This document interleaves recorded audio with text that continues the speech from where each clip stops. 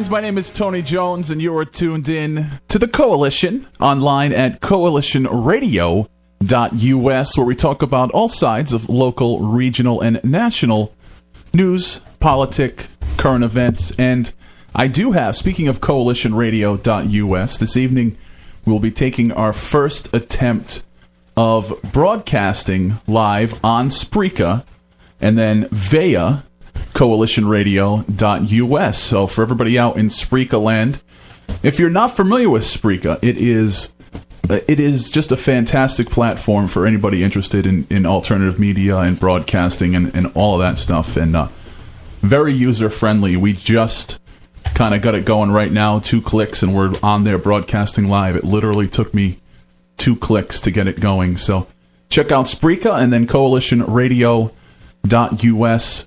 My name is Tony Jones. Christine's here. Hello, Tony. P.O. Taxpayer is here. Hey now. P.O. Friday night, Liberty Drinks. There were P.O. fans there looking for you. I was in Birmingham, Alabama, at a bus station while you folks were enjoying adult libations discussing politics. That's all I have to say about my life.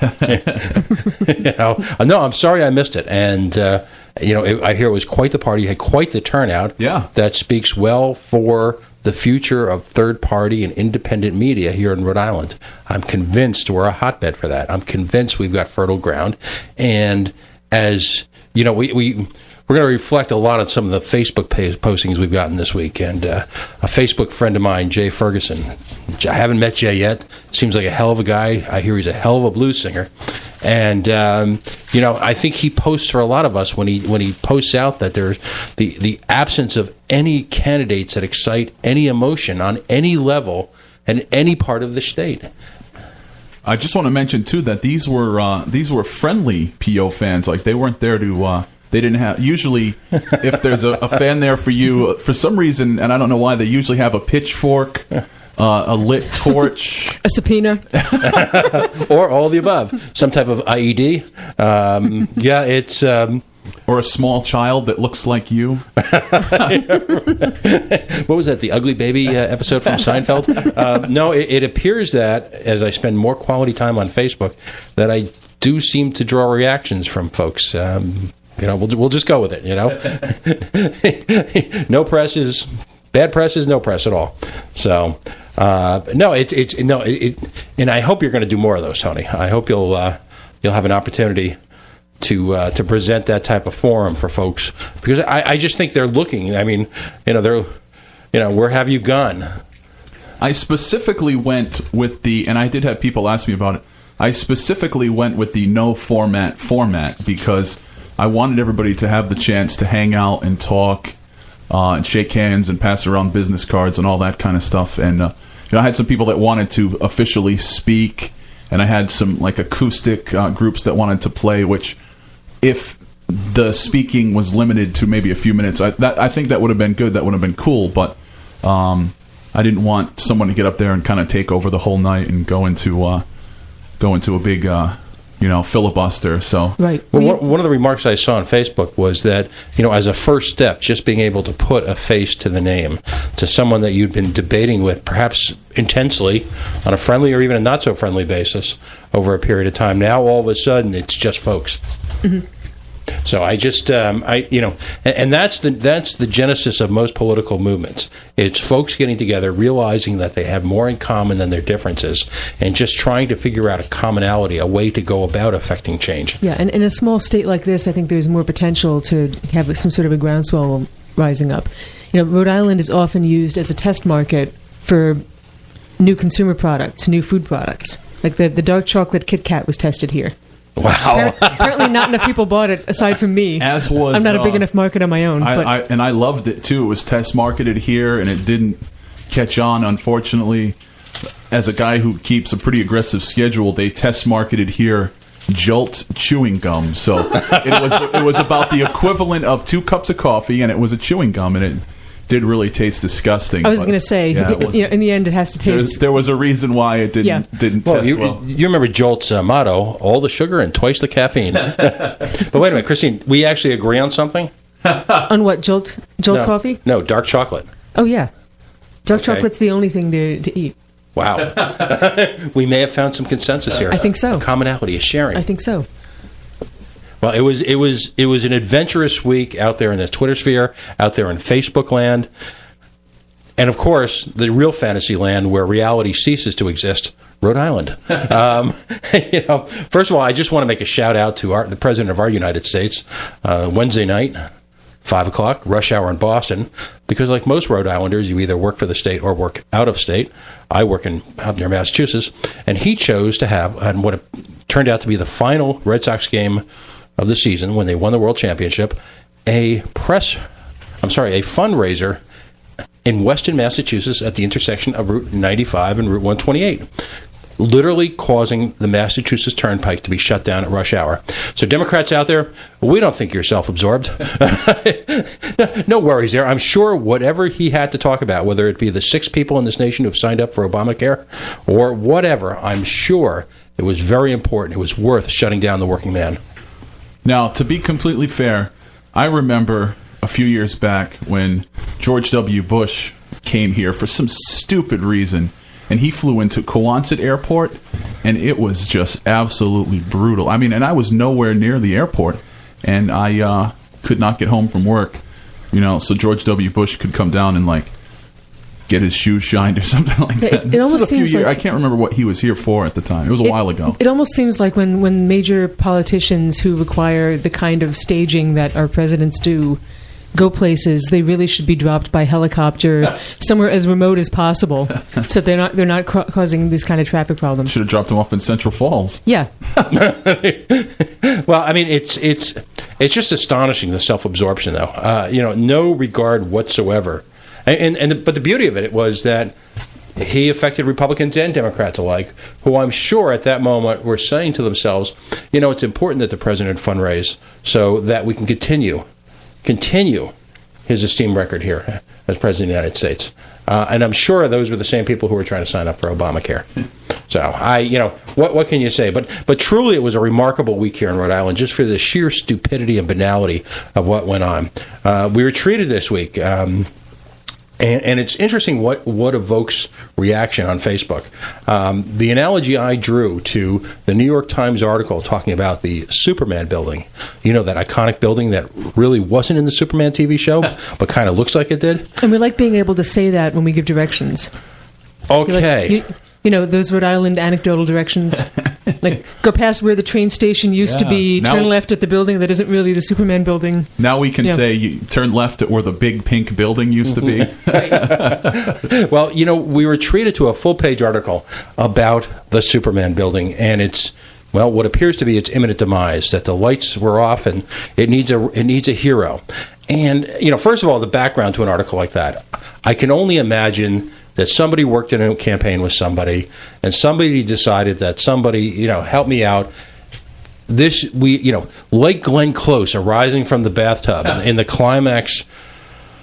Well, here we go again. This had been thrashed to death a few months ago, but it would appear that the MO of the people who run Rhode Island is, let's just exhaust people. Let's keep going back to the well, back to the well, back to the well.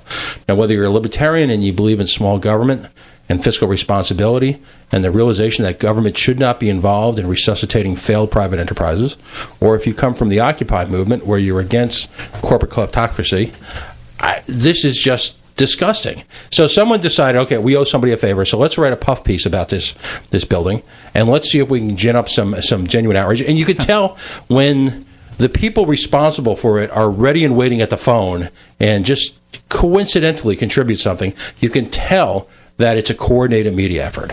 So a shout out to Bill Fisher, I guess, who's the hired hack honcho, all right, for the development company. Tony, you being the third, the new media aficionado, this is William J. Fisher. So let's give a Twitter shout out. Folks, if you're listening or you listen to our podcast this week and you find offensive the notion that in the year 2013 in the state of Rhode Island, you would have a private enterprise who successfully has raised hundreds of millions of dollars from the free market on its own, who considers themselves capitalists, if you're offended by the notion that they're coming hat in hand to you, the Rhode Island taxpayer, or across New England to any taxpayer, if that just pisses you off, all right, then you need to know that William J. Fisher. Now tell me, it's William J. Fischer. Does a hashtag come before, or does it come after, Tony? Help me out here. It comes before. I can't read anything on this piece of paper. What is that in? Sanskrit?